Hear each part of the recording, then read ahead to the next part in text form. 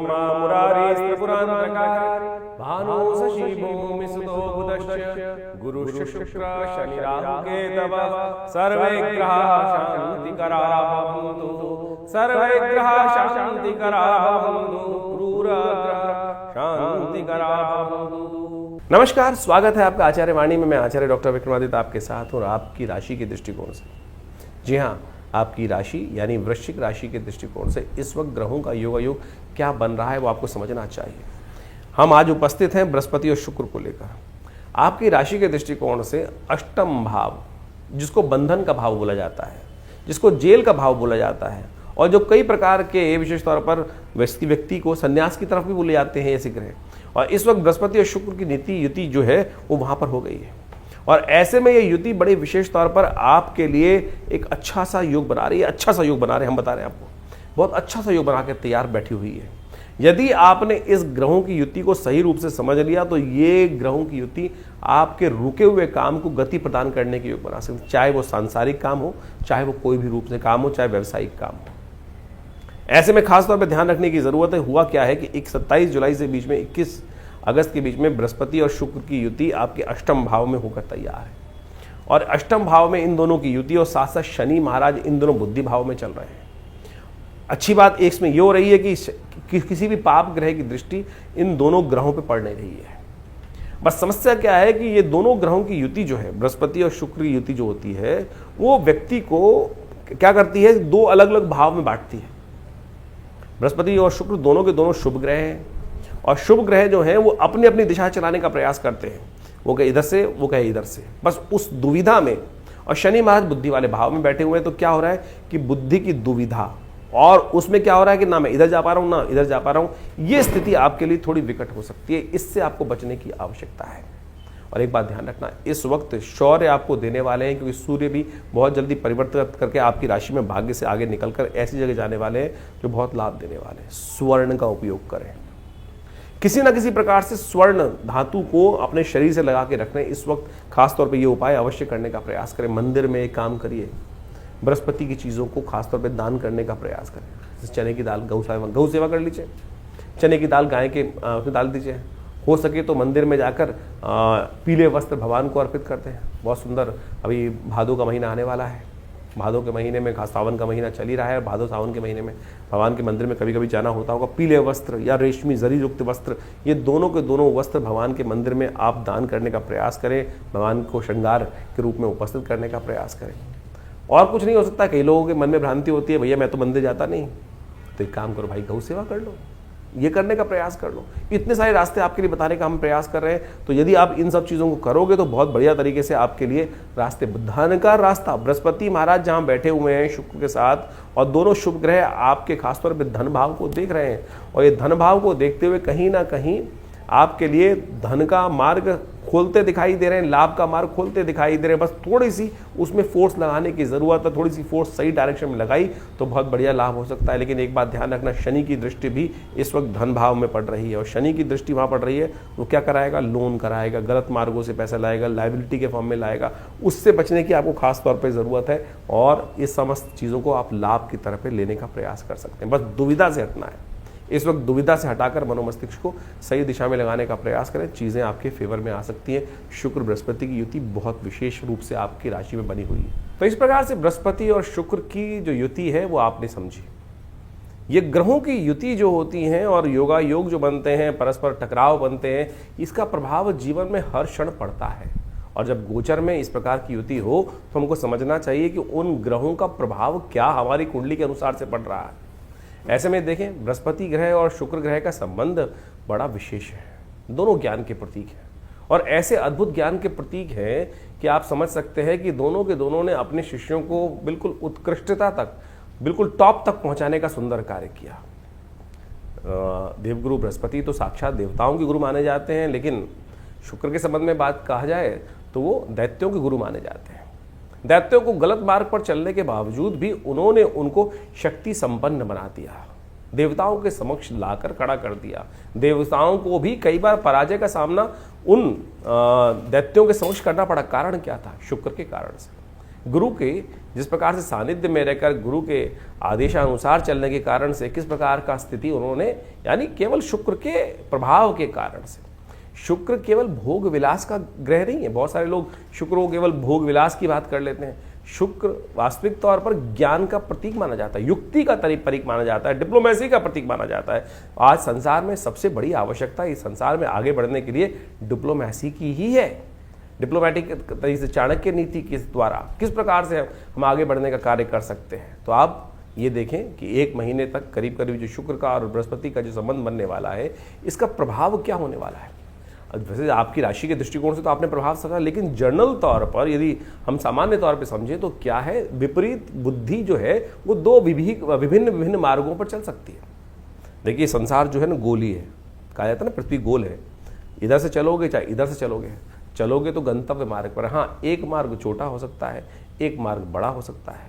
एक मार्ग पर चलने में रास्ता पथरीला हो सकता है और एक मार्ग पर चलने पर रास्ता कहीं ना कहीं सुगम हो सकता है, वो गुरु के सानिध्य पर। और उसका निष्कर्ष किस प्रकार से निकलना है और वहाँ किस प्रकार से सस्टेन अपने आप को करना है, ये वास्तविक तौर पर हमको सही दिशा समझ में आनी चाहिए। अब बृहस्पति और शुक्र की जो युति जो इस वक्त बन रही है, और वो भी बुध के भाव में, बुध की राशि में जो बनकर तैयार हो रही है, हो क्या रहा है कि सारा बुद्धि का खेल है। तो ऐसे में ध्यान रखना पड़ेगा कि आपको बुद्धि कहीं फेरे में ना फंस जाए। यानी हमारे मनोमस्तिष्क में क्या होता है कि एक भाव बैठा होता है पाप का, एक भाव बैठा होता है पुण्य का। एक हमको सुख शुभ की तरफ प्रेरित करने का प्रयास करता है, दूसरा कहता है गलत कार्य कर लो। और यही जो मति भ्रम है, इधर जाऊं कि उधर जाऊं, दुस्वाभाविक राशि में दोनों बुद्धि के देवता एक जगह उपस्थित हो गए हैं और जिस प्रकार के, और दोनों के दोनों शक्ति संपन्न है। नवांश में भी यदि इनको देखें तो अच्छी शक्ति में इस पूरे के पूरे जो राशि चक्र के अनुसार से चलेंगे, चाहे वो दृष्टि मान ली 27 जुलाई से लेकर 21 अगस्त तक का ये समय रहेगा, बिल्कुल सही रूप से रहेंगे, अच्छे ताकत में रहेंगे। तो ऐसे में आपको जिस प्रकार से हमने जो उपाय बताए हैं वो करते हुए कार्य करने का प्रयास करना चाहिए। शुक्र का संबंध जो है ना वो भोग विलास की तरफ भी ले जाता है, और ऐसे में आपकी राशि के दृष्टिकोण से जहाँ जहाँ उसका प्रभाव उत्पन्न हो रहा है उसके अनुसार से आपको विशेष तौर पर कुछ खास उपाय करते रहना चाहिए।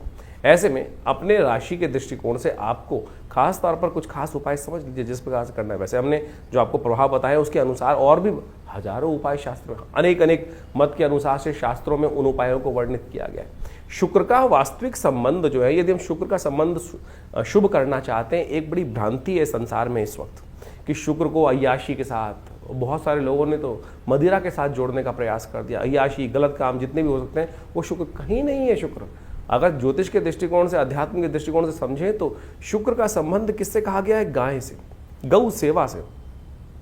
सोचे, शुक्र कहीं जो है किसी के शिष्य ने कोई गलत तरफ चला गया, उसने गलत कार्य कर दिया तो गुरु गलत नहीं हो गए। शुक्राचार्य जी ने कहीं कोई व्यभिचार नहीं किया, इस बात को हमको समझना चाहिए। तो शुक्र कहाँ से, जो कई लोग मतलब वास्तविक तौर पर अभी कुछ दिन बड़ा विचित्र स्थिति समझी कि एक जो व्यक्ति बहुत सारे जगह बैठे हुए एक फालतू बात कर रहे थे कि शुक्र यदि ताकतवर देना चाहते हो तो शराब पीना शुरू कर दें। अरे क्या ज्योतिष का सत्यानाश करना चाहते हैं? अध्यात्म का, ज्योतिष एक आध्यात्मिक विज्ञान है, और वहाँ मदिरा का पान करना जो ग्रह सिखाए, जो व्यक्ति सिखाए, वो ना तो आध्यात्मिक हो सकता है ना तो विज्ञान के साथ हो सकता है। तो इस बात को हमको समझ लेना चाहिए अच्छे से। शुक्र को यदि प्रबल करना चाहते हैं तो एक बात समझ लें, दूध का सेवन बढ़ाएं। हमारे यहाँ भोग विलासिता की जो व्याख्या दी गई है, गौधन से दी जाती थी, और आज की तारीख में शुक्र का वैभव प्राप्त करने के निमित्त अब लोग ललायित हैं कि शुक्र का वैभव, तो कुंडली में दोष बढ़े, कुंडली में शुक्र जिसका कमजोर है उसको कैसे ताकत बढ़े। अरे नित्यप्रति गौ की सेवा करने से जो निधि प्राप्त होती है, गोदुग्ध, उसका सेवन करना शुरू करो, तब तो शुक्र की ताकत बढ़ेगी, नहीं तो किसी और कारण से शुक्र। और आपने गलत तरफ जाकर ऐसे मतिभ्रम करने वाले लोगों के संगत में आकर करना शुरू कर दिया तो खुद तो गिरोगे और पूरे के पूरे समाज को लेकर गिर जाओगे गड्ढे के अंदर। शुक्र नहीं बढ़ेगा। भोग विलासिता का बढ़ना कतई शुक्र का मतलब वैभव, शुभ कीर्ति, यश, ये सब भोग विलासिता की। आप एक व्यक्ति अगर गलत तरफ जाकर आगे बढ़ना चाहता है तो वो आतंकवादी ही कहलाएगा। सद्गुणों से युक्त वैभवपूर्ण जीवन को जीवन जीने वाला धनाढ्य नहीं कहला सकता। आज हमने धनाढ्य की जो डेफिनेशन है, धन व्यक्ति को प्राप्त करने वाला धनी व्यक्ति की जो डेफिनेशन है, वो सदकर्म की तरफ प्रेरित व्यक्ति ही माना जाता है।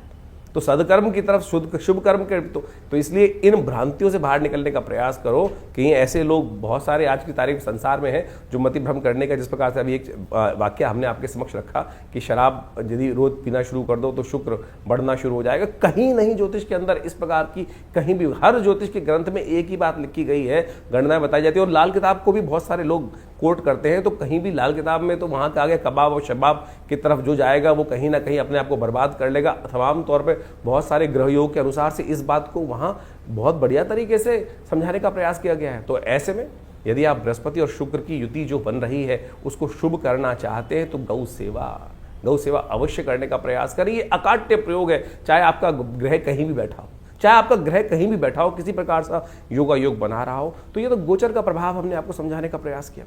इसके साथ साथ ओम द्रांग द्रींग द्रोंग से शुक्राय नमः इस मंत्र का जप सबसे श्रेष्ठ हो सकता है। और ऐसे में तो ये पूरा काल जो चल रहा है सावन का महीना ही चलता रहेगा, पहले भाग में तो कम से कम सावन का महीना ही रहेगा। ऐसे में भगवान शिव का दुग्धाभिषेक यदि आप केसर युक्त दूध से करें तो ये शुक्र का और बृहस्पति का दोनों का उपाय होगा। और भगवान की कृपा से आपकी बुद्धि के भ्रम जो है, जो ग्रह के दृष्टिकोण से इधर जाऊं चाहे उधर जाऊं, ऐसे मति भ्रम उत्पन्न होने के योग बन रहे हैं, इसका सबसे बढ़िया निवारण आपको ये प्राप्त हो जाओ। उसके प्रसाद स्वरूप आपके जीवन में पुष्टिदायक योग बनेंगे।